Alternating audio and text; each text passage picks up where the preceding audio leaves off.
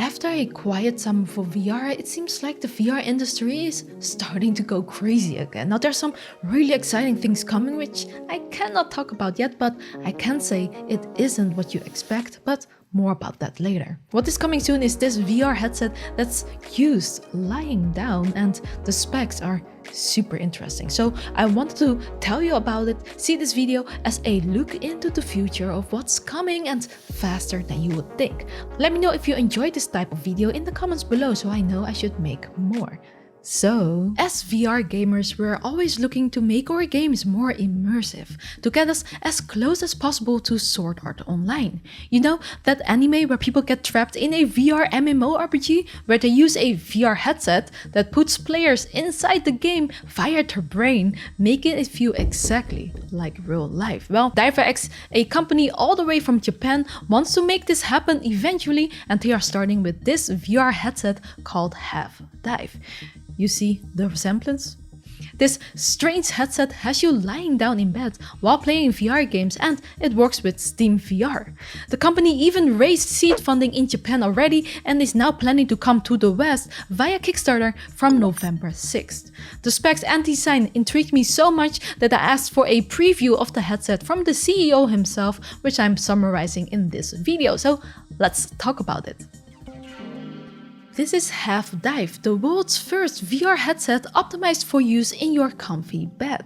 The idea behind this is that current VR headsets are designed for people to move around with, so they need to be compact and lightweight. However, this limits what you can put in the hardware. Having a device where you don't need to worry about size and weight, you can get better specs, boosted performance, and comfort. Just a quick note, the headset shown in this video by Yamato, the CEO of the company, is just the first prototype. They have newer designs already, but those were being showcased at the time, so unfortunately. But the main thing that got me curious was, how are you supposed to move in-game while lying down? Well, the headset comes with 4 controllers, 2 hand controllers and 2 controllers for your feet. The foot controller is attached around your feet with a band, and it has 4 triggers. By tilting your ankle left, right, up or down, you can move or turn around in-game. The level of tilt is also measured. Apparently, this makes it even possible to crouch in Beat Saber. The company could not show me the hand controllers yet, as they want to do an unveiling later on their own channel, but he did say that it works like any other controller, you just use it while lying down. So yes, you can just pick stuff up using these controllers, but it is possible that some games are not easy to play, like Half-Life Alyx for example, but games like VR Chat or Rec Room should work. Yamato was able to show me the force feedback module that you can attach to the controllers. He shows me this as an example on the index controllers. You can see the wire that is attached to the controller, and that wire can pull the controllers back, allowing you to view stuff while gaming. This is just one of the expansion modules that you can attach to the headset. The headset will also include fans for wind feedback, and this is mounted on the upper side of the headset. It also has vibrational feedback with the little exciters mounted behind the head. So the fans and vibrations will work out of the box with any Steam VR games, as it uses AI and that listens to the game's audio, so you will feel the feedback of what you hear in game, like gunshots or footsteps. For the other mods, however, you may need to install software mods for the game. Do you think this gets us closer to the full dive from Sword Art Online? Let me know in the comments below. By the way, if you haven't watched that anime yet, my companion has a tip for you before we continue with more interesting specs. Knock knock. Who's there?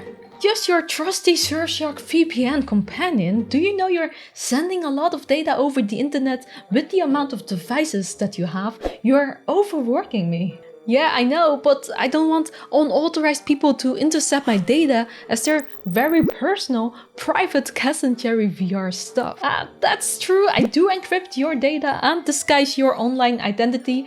I'm even easy to install, and you can run me on unlimited devices on a single subscription. Yep, and I use you against geo-blocking on streaming services such as Netflix, like the VR anime Sword Art Online. It's not available everywhere, but with you, I can change my IP address to countries where it is available. Yep, I should really ask you for more money. That anime, by the way, is a must watch. I will judge you if you don't. So if you want a trusty VPN companion too, then click the link below and use your promo code. You'll get 83% off and 3 extra months for free. That's not even all. If you don't like it, you can just cancel it within 30 days and get your money back. Continuing the modular design part, I wanted to add that on the sides of the headset there are RJ45 terminals and screw holes for extra expansion mods. The plan is to open source the design and code of these mods so everyone can develop their own. DiverX is already working on sensory feedback and wireless communication ones. For the tracking, it has 4.5 degrees of freedom. Apparently the other 1.5 disappeared because you're lying down. The headset supports the lighthouses from Vive and Valve to make things a bit easier for those who already have a Steam VR headset. It also works with this Japanese tracking system, Perception Neuron 2.0. But this part is also intriguing. I also got a look at the inside of the headset.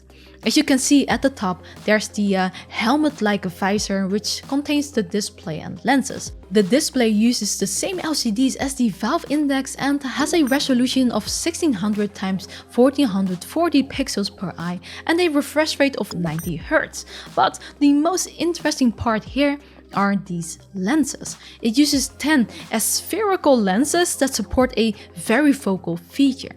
This basically means the lenses can move up and down, allowing for multiple focusing distances. This makes focusing on virtual objects much more natural, like real life. The headset has integrated eye tracking for this purpose. This is something we haven't seen before in consumer VR headsets, and that's not even all. These lenses allow for a field of view of 134 degrees horizontally. That's wider than all major VR headsets out there, except maybe the Pimax 8KX. A manual IPD slider is available too, with a range from 58 to 82 millimeters. So this headset is basically a Steam VR headset. It uses DisplayPort 1.2 and USB 3 to connect to a VR-ready PC, and it's compatible with all Steam VR games without the developer having to do anything.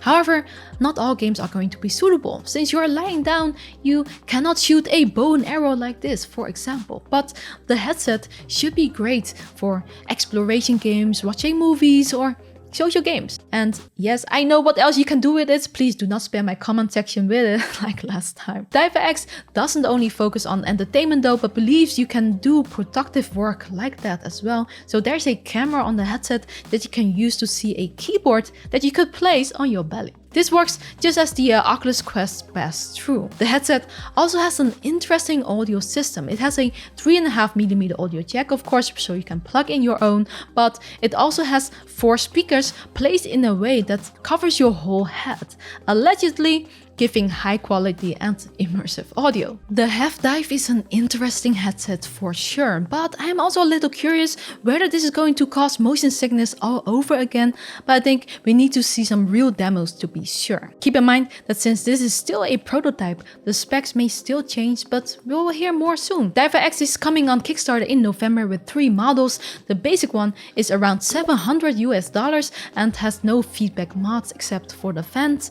The full set has all feedback systems and will be around $1,100, and the one with the varifocal lens support will be $3,700. In the upcoming weeks, we'll hear more about the controllers and get demos on their YouTube channel. I'm definitely keeping my tabs on this, so I will keep you updated. If you want to know more now, I linked the website down below, and for now, don't forget to hit that like to support us, subscribe for more, and tell me what you think about this strange headset that came out of nowhere. Would you buy one? Let me know down below, as well as what model you're most interested in, and I'll give away a Steam VR key to 1 lucky commenter in 3 days. A special thanks go to our champions, especially these paid ones down below, and as always, VR